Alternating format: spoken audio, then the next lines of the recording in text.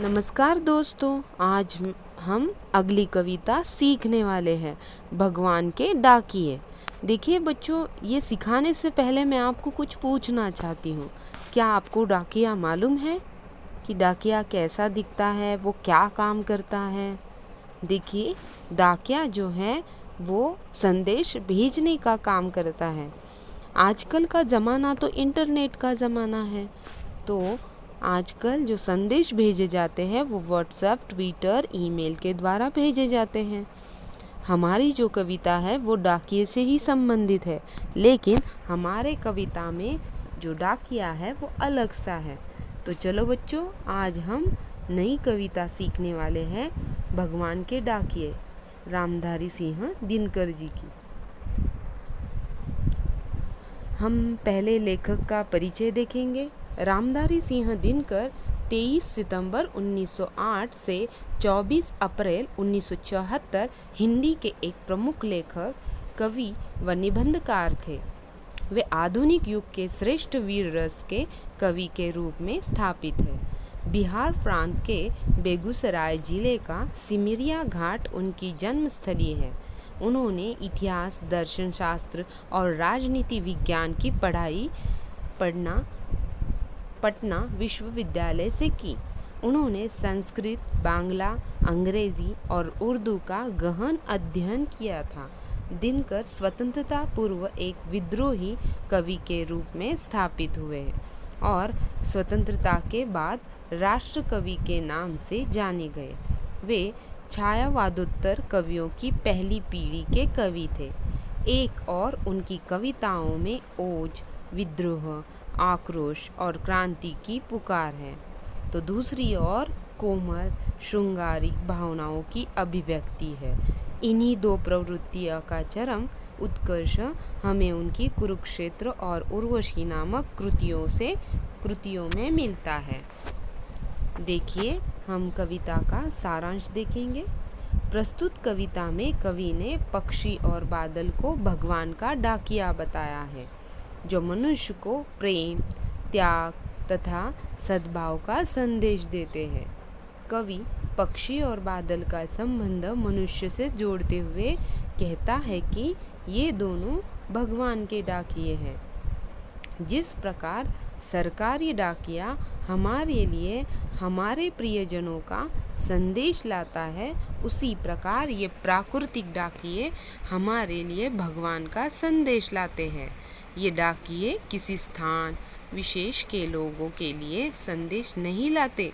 पक्षी आकाश में यहाँ वहाँ भ्रमण करना मीन्स घूमना, भ्रमण करते रहते हैं, तथा बादल उमड़ घुमड़ कर पृथ्वी का चक्कर लगाते रहते हैं।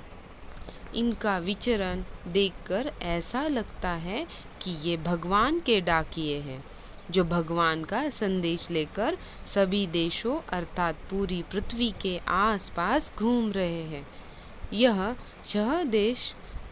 संदेश मनुष्य में बांटते हैं, पर अपनी अज्ञानता के कारण मनुष्य उनका संदेश नहीं समझ पाता।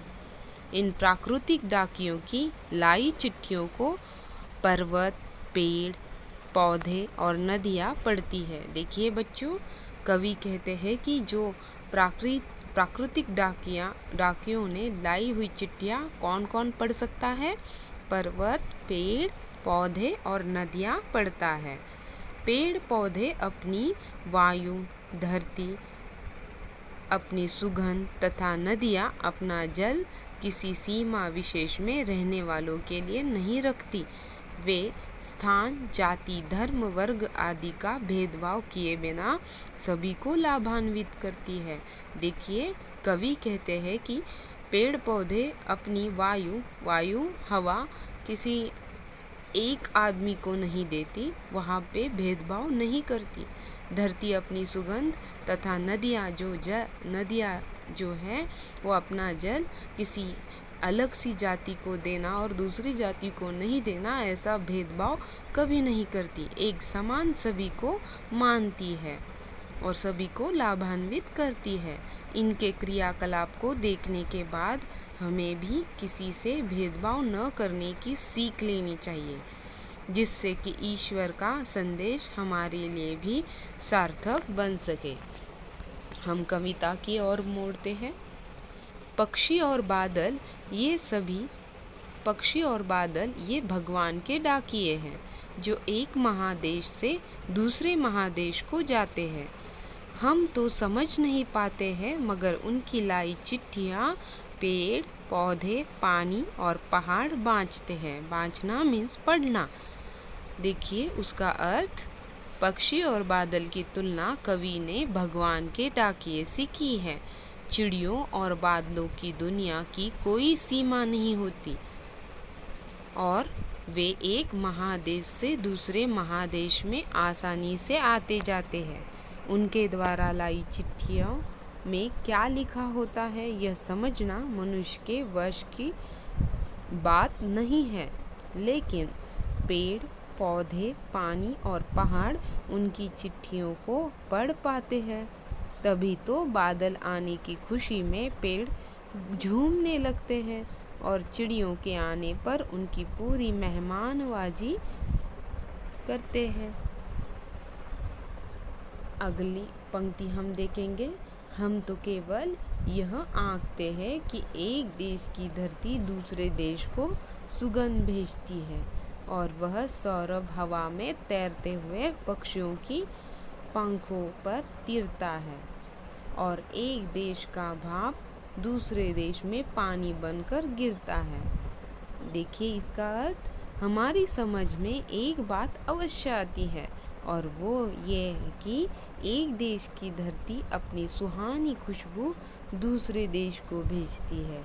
वह खुशबू चिड़ियों के पंखों पर सवार होकर जाती है। बादल अपने साथ दूर देश का पानी लाते हैं। इस तरह से एक देश का भाप दूसरे देश में पानी बनकर बरसता है। इन पंक्तियों में कवि ने बहुत ही गूढ़ बात कही है। पानी हमारी मूलभूत ज़रूरतों में से एक है। पानी के लिए दो राज्यों या देशों में अक्सर बड़े विवाद झगड़े उठ खड़े होते हैं। अगर बादल द्वारा लाए गए संदेश को हम सही तरीके से समझें तो हम मानवता के आपसी झगड़े को कम कर सकते हैं। तो यह कविता यहीं पे समाप्त होती है। धन्यवाद।